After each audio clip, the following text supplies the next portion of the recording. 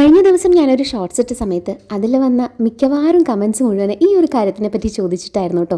ഞാനത് ഒട്ടും എക്സ്പെക്ട് ചെയ്തിട്ടുണ്ടായിരുന്നില്ല ഇത്രയും ഒക്കെ കമൻസ് വരും എന്നുള്ളത്. എന്താ കാര്യം എന്നുള്ളത് മനസ്സിലായോ? അന്ന് ഞാനതിൽ കാണിച്ചിട്ടുണ്ടായിരുന്നത് മുളക് വറുത്ത പുളി ഉണ്ടാക്കണതായിരുന്നു കേട്ടോ. അപ്പോൾ മുളക് വറുത്ത പുളി എന്ന് പറയുന്നത് പല ആൾക്കാരും ആദ്യമായിട്ട് കേൾക്കുന്നതായിരുന്നു.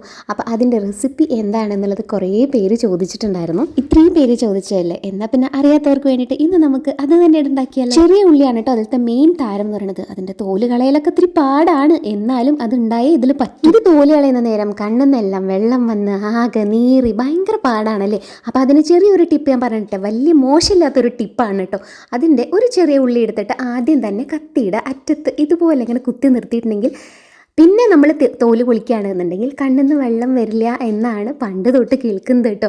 എന്തായാലും വലിയ മോശമില്ലാത്തൊരു ടിപ്പാണൊന്ന് ചെയ്തു നോക്കി. അങ്ങനെ കുഞ്ഞുള്ളി തോല് പൊളിക്കലൊക്കെ കഴിഞ്ഞിട്ടുണ്ട്. ഇനി നമുക്കിത് വട്ടത്തിൽ ചെറുതായിട്ട് ഇതുപോലെ കട്ട് ചെയ്തെടുക്കാം കേട്ടോ. പിന്നെ ഇതാ 2 പച്ചമുളക് കൂടി എടുത്തിട്ടുണ്ട് കേട്ടോ. ഈ പച്ചമുളകിന് അത്ര ഒരു എരിവൊന്നുമില്ല. ഞാനത് ആദ്യമേ പറഞ്ഞിട്ടുണ്ടായിരുന്നു, ഇത് കുറച്ച് മധുരമുള്ള കറിയാണ്. അപ്പോൾ അതിലേക്ക് കുറച്ചുകൂടി എരിവ് കൂടെ നല്ല കൂടെ ഉണ്ടാവുമ്പോൾ കുറച്ചുകൂടി ടേസ്റ്റി ആയിരിക്കും. അപ്പോൾ അതുകൊണ്ട് ഞാൻ കുറച്ച് ചീനമുളകും കൂടി ഇട്ടിട്ടുണ്ട് കേട്ടോ. ഇനിയിപ്പോൾ ഷേപ്പിലൊന്നും കാര്യമില്ല, വട്ടത്തിലൊന്നും വേണ്ട എന്നുള്ളവരാണെന്ന് വെച്ചെങ്കിൽ ദേ ചോപ്പറിലിട്ടിട്ട് 2 വലി വലിച്ചാൽ മതി കേട്ടോ, സംഭവം റെഡി. ഇതെവിടേക്കാണ് കുക്കിങ്ങിൻ്റെ ഇടയിൽ ഇറങ്ങി ഓടുന്നതെന്ന് വിചാരിക്കേണ്ട കേട്ടോ. കറിവേപ്പില പൊട്ടിക്കാനുള്ള കറിവേപ്പില വീട്ടിലുള്ളവർക്ക് ഇങ്ങനെ ഒരു ഗുണം കൂടി ഉണ്ടല്ലേ. നമ്മളിങ്ങനെ ഗ്യാസ് സ്റ്റവിൻ്റെ മുകളിൽ പാത്രം വെച്ചതിന് ശേഷം പോയിട്ട് പൊട്ടിച്ചുണ്ടാവും മതി നല്ല ഫ്രഷ് ആയിട്ടുള്ള കറിവേപ്പില. ഇനി വേണ്ടത് കുറച്ച് പുളിയാണ് കേട്ടോ. അത് നമുക്ക് വെള്ളത്തിൽ പിഴിഞ്ഞെടുക്കാം.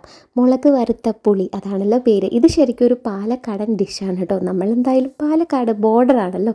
അപ്പോൾ എന്തായാലും നമ്മളിത് പണ്ട് തൊട്ടേ ഉണ്ടാക്കുന്ന ഒരു കൂട്ടാനാണെന്ന് എനിക്ക് നല്ല ഇഷ്ടമാണ് കേട്ടോ. നല്ല ടേസ്റ്റി. ഇനി ഇതേ ഒരു പാൻ അടുപ്പിൽ വെച്ച് അത് ചൂടാവുന്ന സമയത്ത് അതിലേക്ക് എണ്ണ ഒഴിച്ച് നമുക്കതിലേക്ക് ആദ്യം തന്നെ അരിഞ്ഞു വെച്ചിട്ടുള്ള ഉള്ളിയും മുളകും ഒക്കെ കൂടെ ഒന്ന് നല്ലപോലെ വഴറ്റിയെടുക്കും. ശരിക്കും പറഞ്ഞാൽ ഉള്ളിയുടെ തോല് പൊളിക്കലും ഉള്ളി വഴറ്റലും മാത്രമാണ് ഈ ഒരു കൂട്ടാൻ ഉണ്ടാക്കാൻ വേണ്ടിയിട്ടുള്ള ആകെ പണിയുള്ളൂ കേട്ടോ. വളരെ കുറഞ്ഞ ഇൻഗ്രീഡിയൻസ് വെച്ചിട്ട് തീരെ കഷ്ടപ്പെടാണ്ട് ഒരു കൂട്ടാനൊക്കെ ഉണ്ടാക്കിയെടുക്കുക എന്ന് പറഞ്ഞത് വലിയ കാര്യം തന്നെയല്ലേ. കിച്ചണിൽ നിന്ന് ഒരുപാട് നേരം കഷ്ടപ്പെട്ട് അങ്ങനെ ഫുഡ് ഉണ്ടാക്കാനൊന്നും എനിക്ക് വലിയ താല്പര്യമില്ല കേട്ടോ. ഇങ്ങനെ ഈസി ആയിട്ട് പെട്ടെന്ന് ഉണ്ടാക്കാൻ പറ്റുകയാണെന്ന് വെച്ചെങ്കിൽ അതല്ലേ നല്ലത്. ഇനി ഇതേ അതിലോട്ട് നമ്മൾ പുളി പിഴിഞ്ഞ് വെച്ചിട്ടില്ലേ ആ ഒരു പുളിയുടെ വെള്ളം ഇതിലേക്ക് ഒഴിച്ചു കൊടുക്കുക. അതിലേക്ക് ആവശ്യത്തിന് ഉപ്പ്, ഞാൻ കല്ലുപ്പാണ് കേട്ടോ ചേർക്കാറുള്ളത്. പിന്നെ കുറച്ച് മഞ്ഞൾപ്പൊടിയും കൂടിയും ചേർത്ത് കൊടുക്കും. ഇനി നമുക്കിതിലേക്ക് മധുരത്തിന് ശർക്കര അച്ച് ചേർത്ത് കൊടുക്കാം കേട്ടോ. ഇവിടെ ഓൾറെഡി പൊടിച്ച് വെച്ചിട്ടുണ്ടായിരുന്നു ശർക്കര, അതുകൊണ്ടാണ് ഞാൻ ശർക്കരയുടെ പൊടി ചേർക്കുന്നത്. ഇനി നമുക്കതൊന്ന് മൂടി വെക്കാം. അധിക സമയമൊന്നും വേണ്ട, ഒരു 5 മിനിറ്റ് മതി കേട്ടോ. അതങ്ങോട്ട് തുറന്ന് നോക്കുമ്പോണ്ടാവും ഒരു മണം വരാൻ. ഓ പണി കഴിഞ്ഞു. ഇതാ ഇത്ര തന്നെ ഉള്ളൂ, സംഭവം റെഡിയാണ്. ഇന്ന് അതിന്റെ കൂടെ ഉണ്ടായിരുന്ന നല്ല പുഴുക്കാണ്. പയറും മുതിരയും കായയും കപ്പയും കോർക്കയും ഒക്കെ ചേർത്തിട്ടുള്ള നല്ല ടേസ്റ്റി ആയിട്ടുള്ള പുഴുക്കാണ്. അതിന്റെ കൂടെ